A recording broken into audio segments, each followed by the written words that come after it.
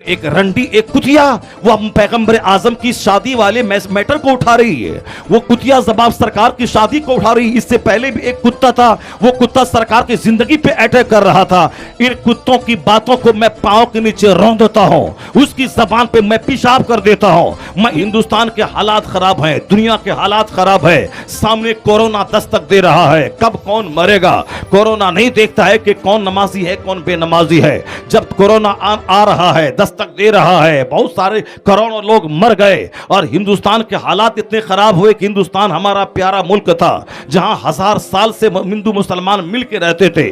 बाजू में मंदिर है, बाजू में मस्जिद है, 1000 साल हो गए, कभी दंगा तक नहीं हुआ, दंगे का माहौल तक नहीं बना, न चेहरा बिगड़ा हिंदू मुसलमान का, सब अपने अपने हिसाब से जीते रहे, कभी भी माहौल खराब नहीं हुआ। मगर चंद कुत्तों ने हिंदुस्तान का माहौल बिगाड़ के रख दिया है। हिंदुस्तान आज ज्वालामुखी कब फूटेगी और कब ये हिंदुस्तान आग में जलकर राख हो जाएगा, ये कहना मुश्किल है। 1 लाख उलमा, मैंने कहा भी एक कांग्रेस के लीडर से, ये बता दे कि लाखों आलिमों की तकरीरें नेट पे हैं। एक मौलवी को बता दे किसी ने तुम्हारे सीता की लाइफ पे कोई तबसरा किया हो कि वो उसको कैसे भगा के ले गया, वह कैसे उसका 12 साल तक वनवास हो गया, उसके वो कैसे दूसरों के साथ वो गई।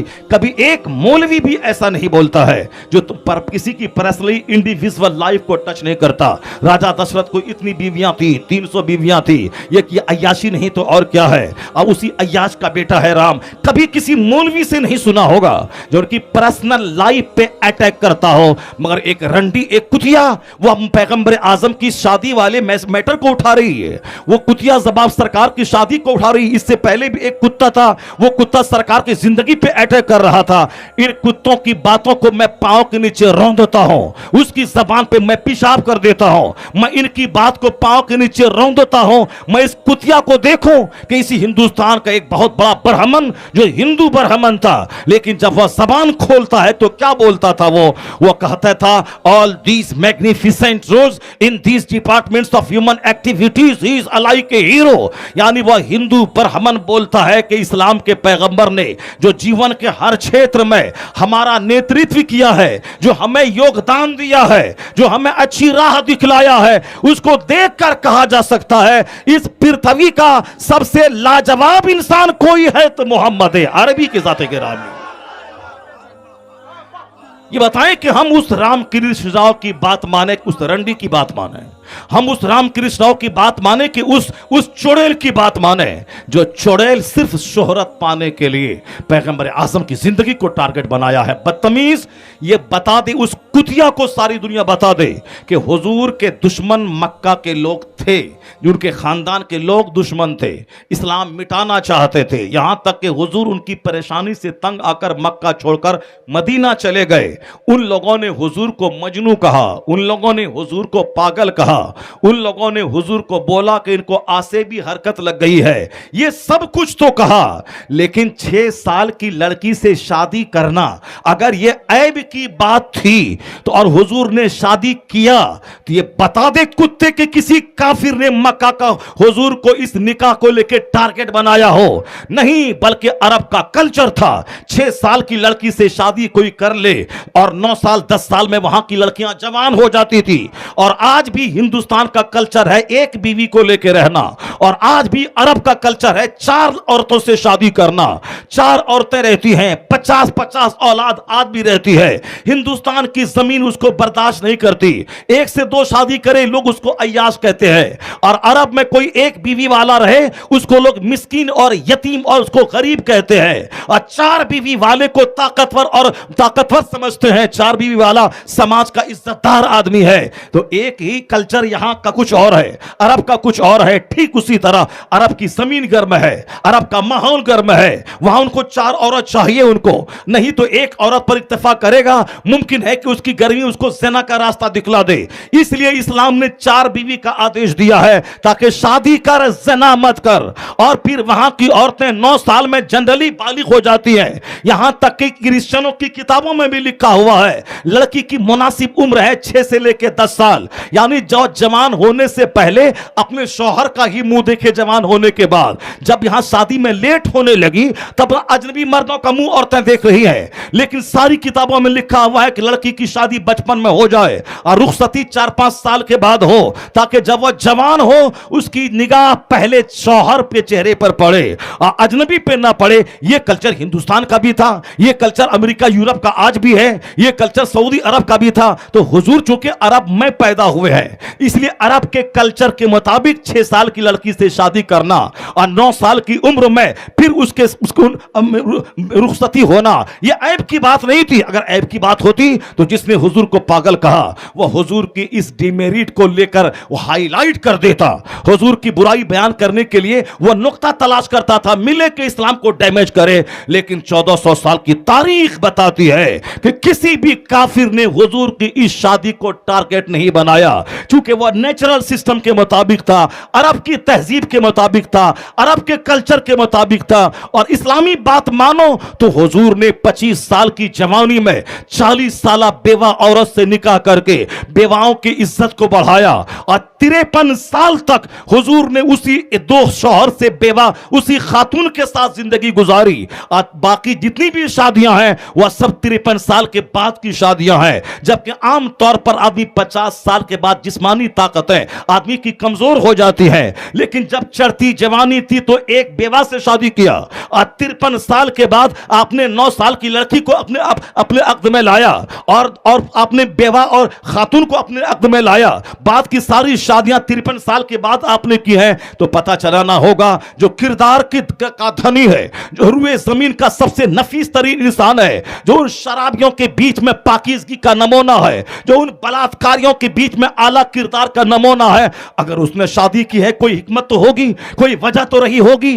अगर मस्ती के लिए करना होता तो 25 साल की उम्र में सबसे खूबसूरत तरीन औरतों से शादी होती और 10-10 शादी कर लेते। लेकिन सारी शादी 53 साल के बाद आपने की है और 53 साल तक सारी औलादें और सिर्फ एक बीवी जनाब खदीजा से आपकी रही। इसका मतलब है कि शादियों में हिकमत यही थी कि जो लोग मुस्तफा को कत्ल करना चाहते थे, तलवार लेकर इस्लाम मिटाना चाहते थे, लेकिन जब उनकी बेटी हुजूर के निकाह में आ गई तो हुजूर की प्राइवेट लाइफ की खूबी जब उस बेटी ने अपने बाप से बयान किया, मैंने मुस्तफा को हर एतबार से लाजवाब पाया है। वो तो सिंपल रहते हैं, वो तो सादा रहते हैं, उनको आम बादशाहों की तरह ताम जाम नहीं चाहिए, उनका अखलाक इतना उम्दा है, उनकी तालीम इस कदर उम्दा है। जब बेटी की जबानी खानदान के लोगों ने सुना तो जो इस्लाम को मिटाना चाहता था सारा कुंबा कलमा पढ़ के मुस्तफा का गुलाम हो गया। मगर उस कुतिया को कौन समझाए, उस तवाइफ और उस रंडी को कौन समझाए कि हुजूर की शादी में क्या वही एक राग आलापना है कि 6 साल की लड़की से निकाह कर लिया, ये 6 साल की लड़की से निकाह कर लिया। तो उनकी बात सुने कि गांधी की बात सुने। गांधी ने कभी कहा था, मैं सोचता था कि इस्लाम तलवार के बल पे फैला है, लेकिन जब से मैंने कुरान का हिंदी अनुवाद पढ़ा और जब से मैंने इस्लाम के पैगंबर की पवित्र जीवनी को पढ़ा, अब मैं कह सकता हूं कि इस्लाम तलवार के बल पे नहीं, वो तो इस्लाम अपनी सच्चाई और मुस्तफा के अखलाक की बुलंदी की वजह से आलम पे छा गया है। तो मैं हिंदुस्तान के राष्ट्र पिता की बात मानूं कि वो महाराष्ट्र की रंडी की बात मानूं, इसलिए कभी भी इन लोगों की बात से नर्वस नहीं होना है, बल्कि सीना सपर रहना है कि वक्त आए इन खबीसों की छाती पे चढ़ के उसको गला दबा दे।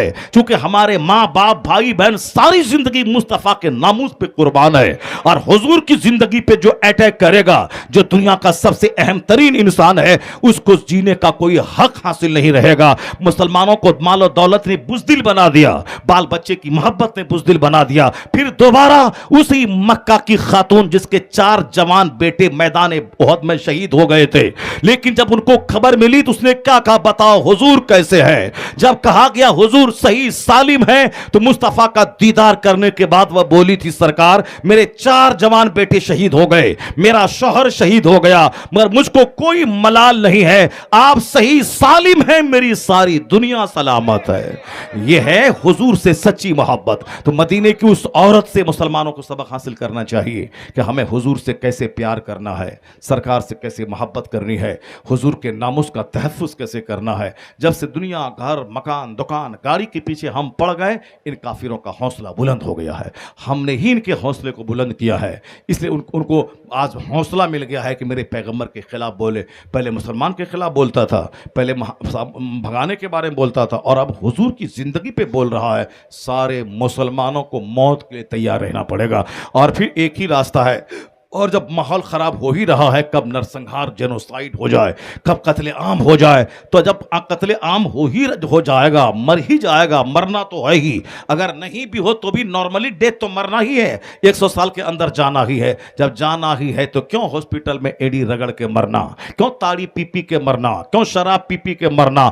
इबादत का खूगर बन जा, नमाजी बन जा, तिलावत कर, अजान दे, अजान की आवाज पे लब्बैक का, नमाज पढ़ता रहा, जिक्र करता रहा, अपनी जिंदगी को बदल दे, ताकि अल्लाह के नाम पे मौत आ जाए, हालत सजदा में मौत आ जाए, हालत नमाज में मौत आ जाए, आजान देते देते मौत आ जाए, जिक्र करते करते मौत आ जाए, अल्लाह का नाम लेते लेते मौत आ जाए। जब मौत आनी ही है तो शहादत की मौत आ जाए। एड़ी रगड़ के मरने से बेहतर है गर्दन कट जाए रब के नाम पे। चेहरे पे दाढ़ी है, गर्दन कटे, पेशानी सजदे में है, गर्दन कटे। अगर रब के नाम पे गर्दन कट गई तो 1 करोड़ साल का सजदा एक तरफ, गर्दन का कटना एक तरफ।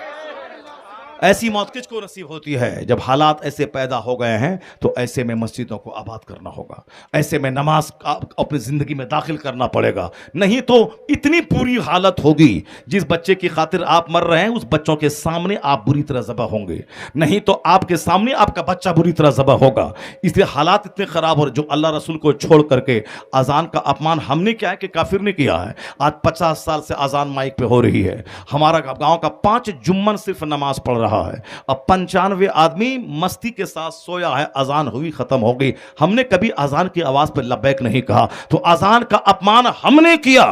95 आदमी सोया है, 5 आदमी जुम्मन 25 साल से नमाज पढ़ के मस्जिद की आबरू बचा रहा है।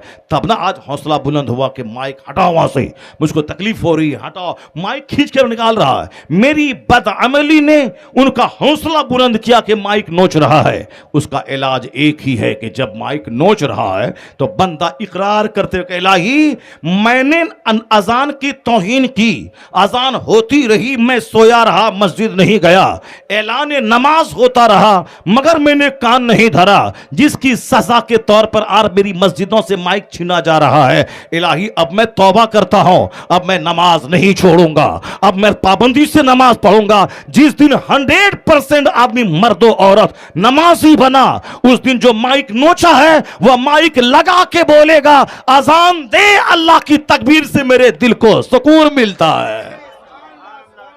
मेरी बदअमली ने काफिरों का हौसला बढ़ा दिया है।